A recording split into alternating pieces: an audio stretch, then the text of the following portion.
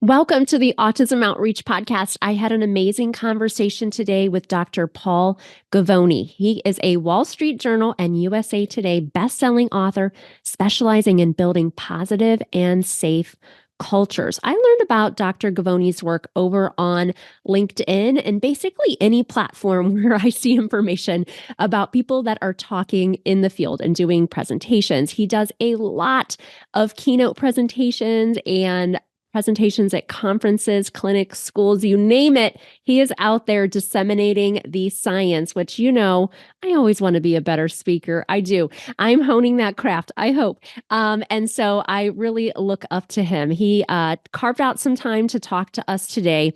He is a behavior scientist, educator, and leader, and has shaped human performance and organizational leadership over the span of nearly 3 decades. He has immense knowledge in the field of applied behavior analysis, and the way that he talks about it in a real world yet professional way is so very interesting. Just learning about his career path and some of the amazing work that he has done over the course of his career.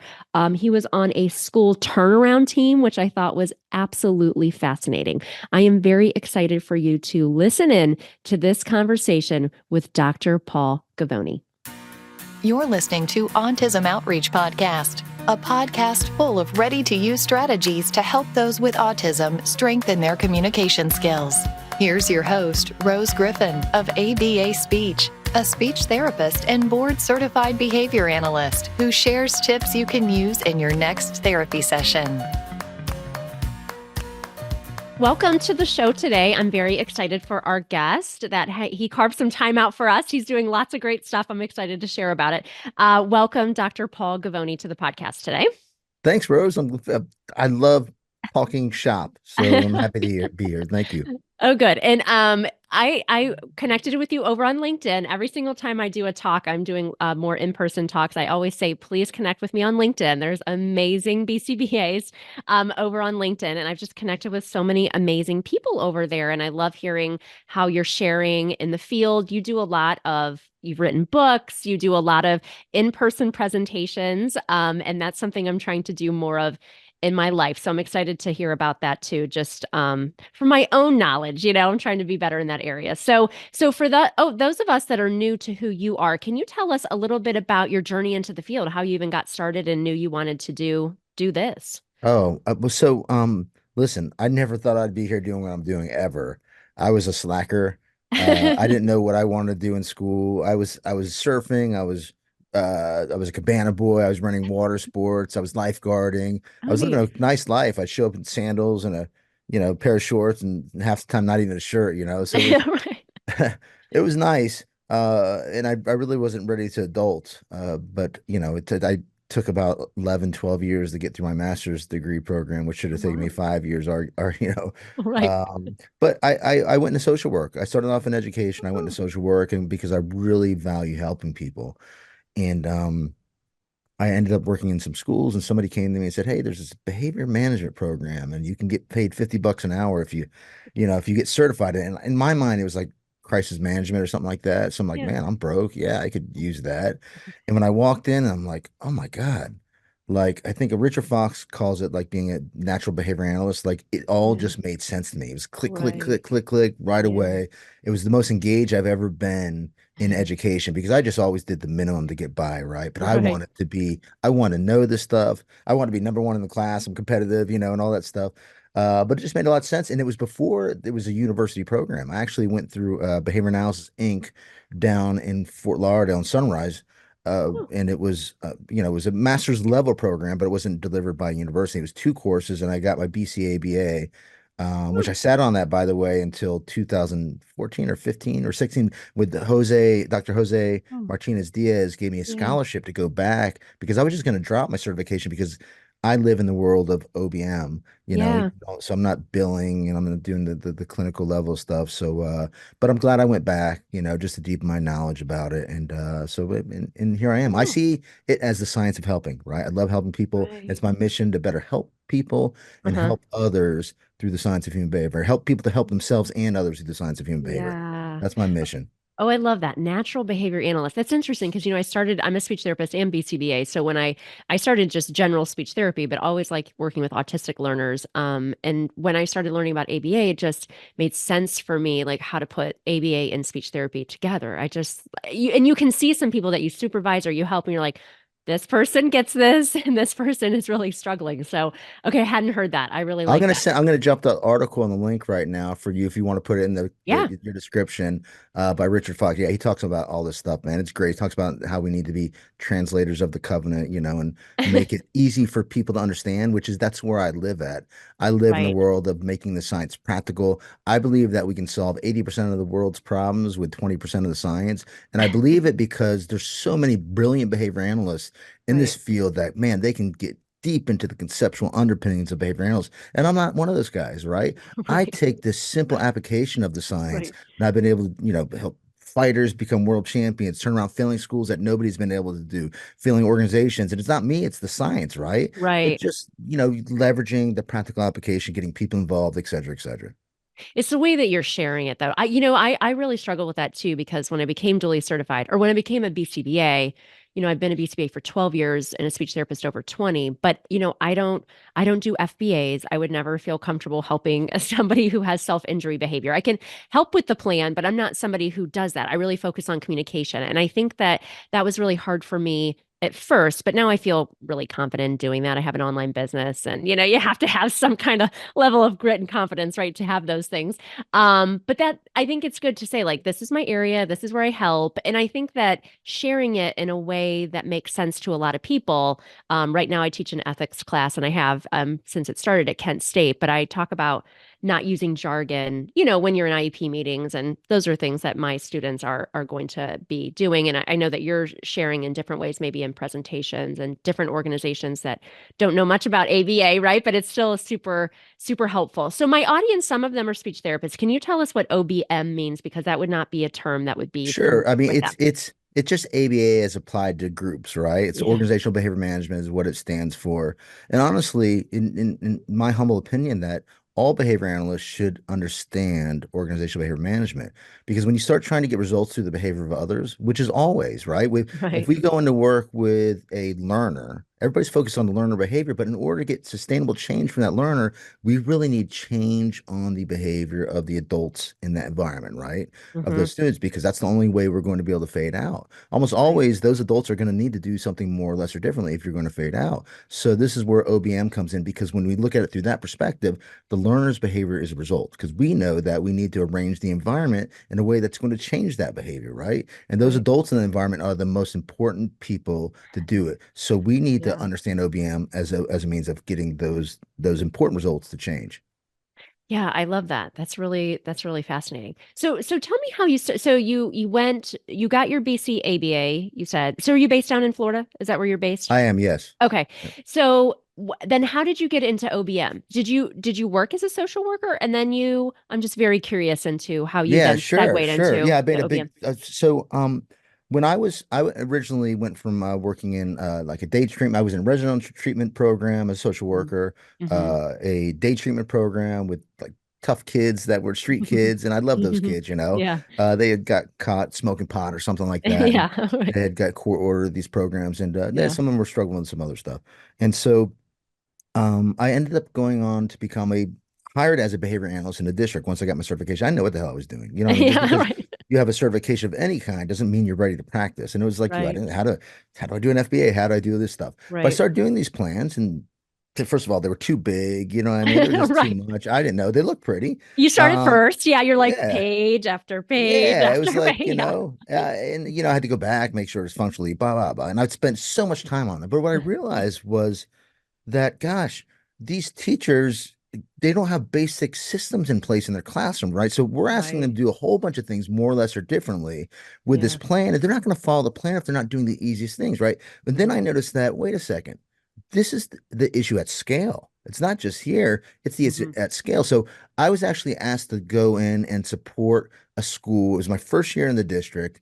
and they were very well intended, but they ended up changing the bus zones. They wanted to have a community school, right? So they Yeah. stopped busing, and they hadn't been aware, I guess, of the research that supports the having it's the diversification of socioeconomic Right. makeup. You put a bunch of street kids, in high crime areas together, and they learn from each other, Yeah, sure. And so they had new teachers, and they had also two brand new administrators, and the school went from an A to an F that year. I remember walking down the hallway, there was nobody around. It was just crazy, right? Kids were Yeah, fighting, and I right. was just serving the school one day a week, but I started coming in the mornings just to be present, just like, gosh, because adults weren't Safety. even coming out in the morning. Yeah. And so at the end of the year, the deputy superintendent came to me and said, hey, Paulie, do you think you can help us turn the school around? I thought, hell no. What am I going to do with this mess? Right? It's a mess. Right. And I Right. know they had been trained in school-wide positive behavior support, but positive behavior support and interventions Yeah. and through USF. And I thought University of South Florida, and it's a good program, But I thought I accepted it because while I didn't believe in myself, I've always believed in science. And I went to a colleague and I said, "Hey, um, I kind of think they need PBS for adults, right? Because if we're going to bring out the best in students, don't we need to bring out the best in adults?" And they said there is something like that. It's called organizational behavior management. And they handed me a book Mm. by Aubrey Daniels, which I happen to have right here next to me. I teach a course based in it, Yeah. and I read it and I thought, all right, this is everything I know. There's nothing different about it, right? Right, You're right. just using different language, right? And applying Hmm. it. I call it zooming out, right? Hmm. And so I did that. And I did something simple. I focused on changing the arrival time, that time when I was coming out there, right at the beginning of the Sure. year. Not because I was like, this is what I'm going to do. I'm going to use like behavioral momentum. I just was like, how am I going to change this whole school around? Maybe I Right. can change this one small part. So I'm doing something. And Yeah. man, it had a massive ripple effect across the whole school. Now it gave me Wow. belief in myself. It gave other people belief in me. It gave them belief in their self-efficacy. It gave them response efficacy, meaning they believe if they did this, it would produce an outcome. So it Yeah. got buy-in, right? So we just Yeah. started doing this stuff and it got buy-in to the science, which is the most important way to disseminate it. Help people make a difference Yes. with it. I ended up writing a book called Quick Wins, which was my Yeah. first book, and I've Oh, rewritten it in the yeah. second edition with the cost. And that set me off to writing a bunch of books about OBM and Right. all aspects of the world. So that's how I got involved in it. Oh, interesting. Okay, I was going to ask about that because I see that you do a lot of talks, which I want to talk about too. But so you wrote a book, Quick Wins, using behavior science to accelerate and sustain school improvement. Okay, so there was an edition one, and then in the second edition, is Yeah, I it have a second Anika? edition. Okay, Yeah, with Anika Costa. Yep, that's my Anika partner. Costa. Yeah, we do a lot of work together. Okay, awesome. Okay, so what one of my questions was what motivated you to write the book, but it was really this experience of implementing these strategies, the science to help the school then turn around and then that obviously was motivating for you and you wanted to share, right, about Yeah, well, I used to share this on LinkedIn. experience. That's how I got into writing books. Yeah. After I got through my doctorate, I like unplugged writing. I remember in school, the only thing I really liked about school was like writing. It was my Okay. thing. Yeah. So I started putting out articles, and I'm like, man, I really like to see that people viewing it. I'd love to see people read my Yes. article. Some people would put some likes on it, and even there would be Mhm. one or two comments, and it was an immediate reinforcer for me, right? Yeah. And of Hmm. course, I was disseminating the science, and I didn't realize how powerful, how this is my mission, right? To Right. again help people better help themselves and others through the science of human behavior, through behavior analysis. And so, I end up taking those articles. I'm like, wait, I got enough to do a book here. And I brought in another OBM guy, Oh. Dr. Manny Rodriguez, and we did the first one. And then I went on and brought in Nick Weatherly, and we did the original deliberate coaching, which we now have a second edition that literally just came out. And I just kept going and going and going because I love doing it. Yeah. Okay. Oh, that's amazing. Okay. Yeah. So I've seen the quick wins and that you oftentimes will.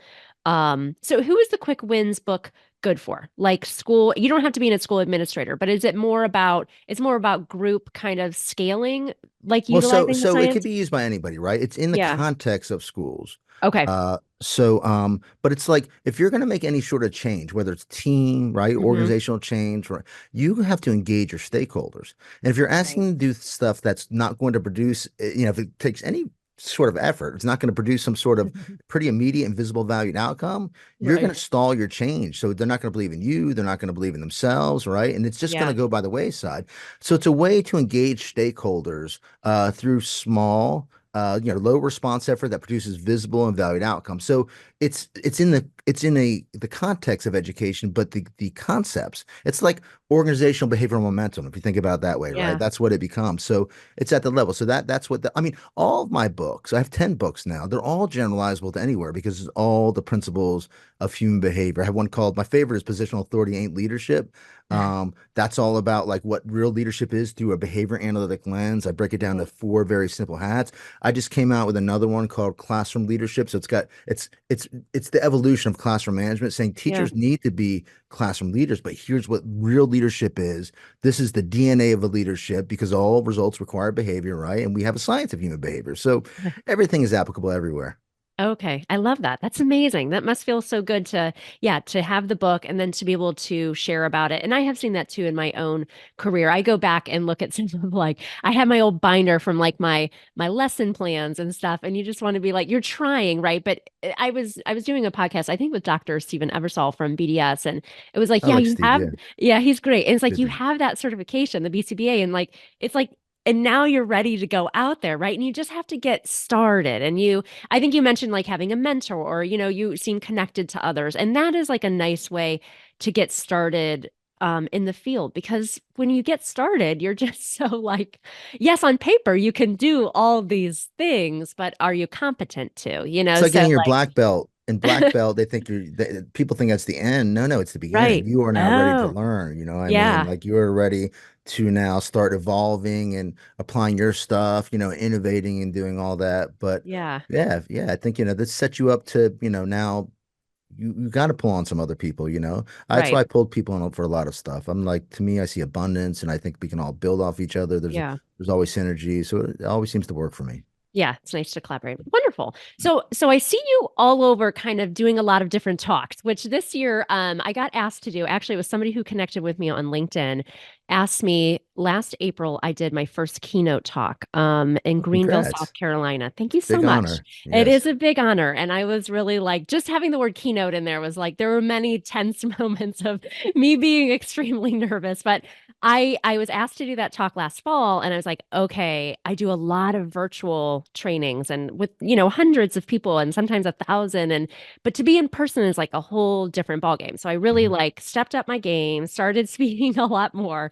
And it's just something that I really enjoy. I feel like it's a confidence builder. I love being able to connect with people in real life, but I also, I find it challenging to get in front of groups of, hundreds of people. So I guess when did you get started on your public speaking journey? Like, how did that all start for you? You were probably doing trainings and things for staff at the school level, but how did you get started with like all the conference talks and in-person talks? All right, so this is a great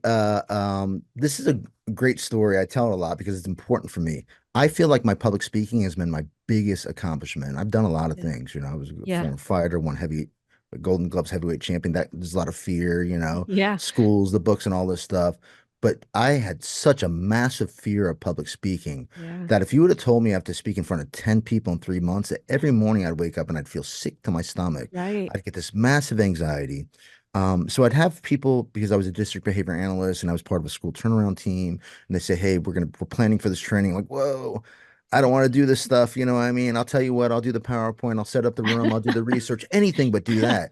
And I'd Right. feel immediate relief, right? And it feel good, Yeah. right? So I use Uh-huh. the ACT matrix to teach this stuff, by the way. I like the Yes. use of ACT matrix. Yeah. So Yeah. but the thing was, that's negatively reinforcing, right? So I'm Right. escaping something that's aversive to me.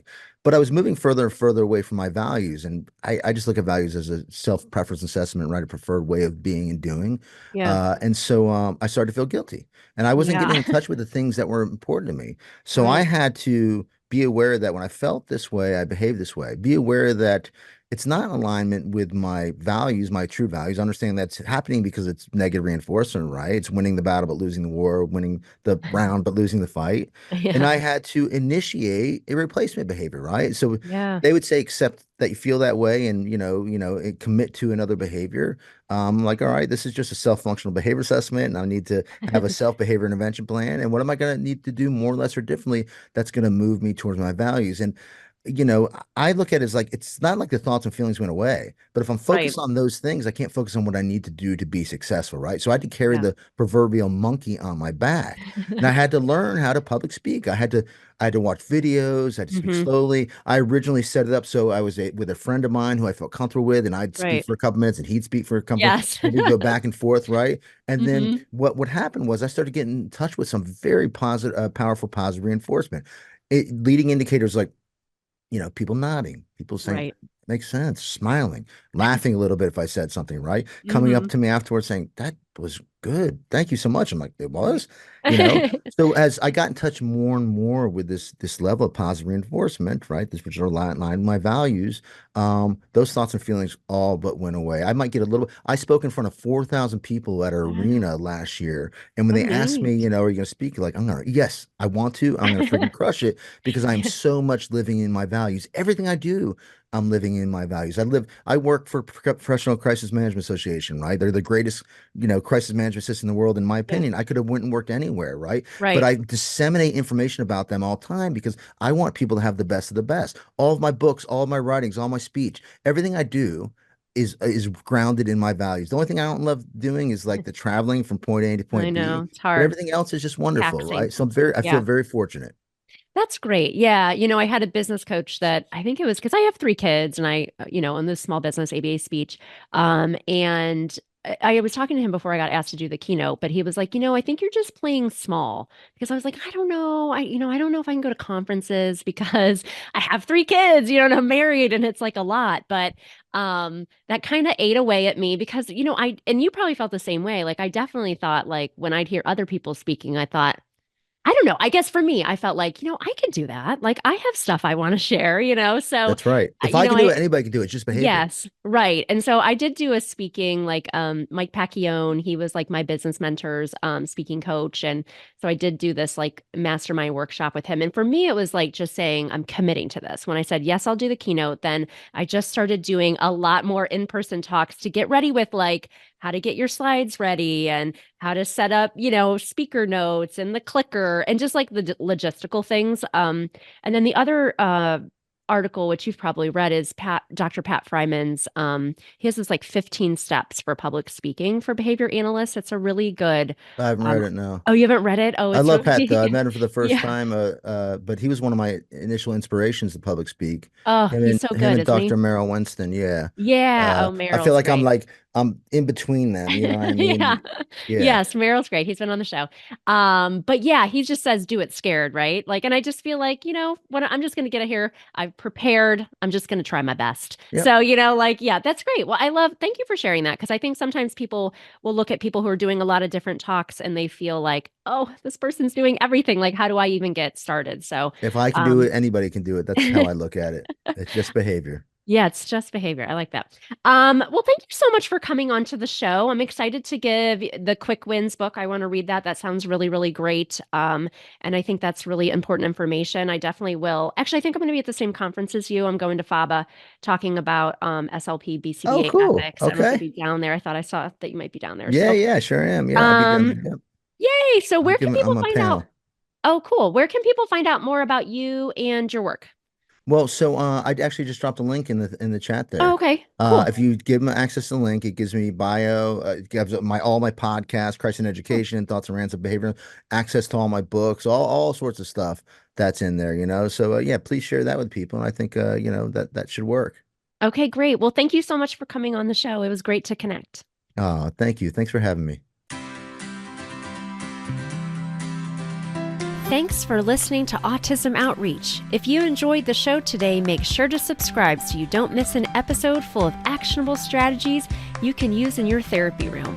Write a review too. That would mean so much to me. I always love hearing from you. Have a specific topic that you want included on a future show? Reach out over on Instagram, ABA Speech by Rose, or visit me at www.abaspeech.org.